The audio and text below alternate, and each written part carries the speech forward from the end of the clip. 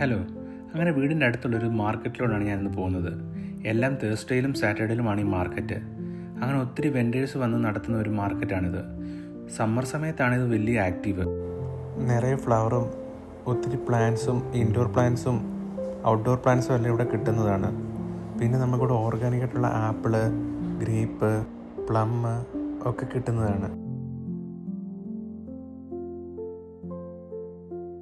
പിന്നെ എഗ് ഷോപ്പും ഉണ്ട്. ഞാനിവിടുന്ന് 2 ബോക്സ് എഗ്ഗ് മേടിച്ചു.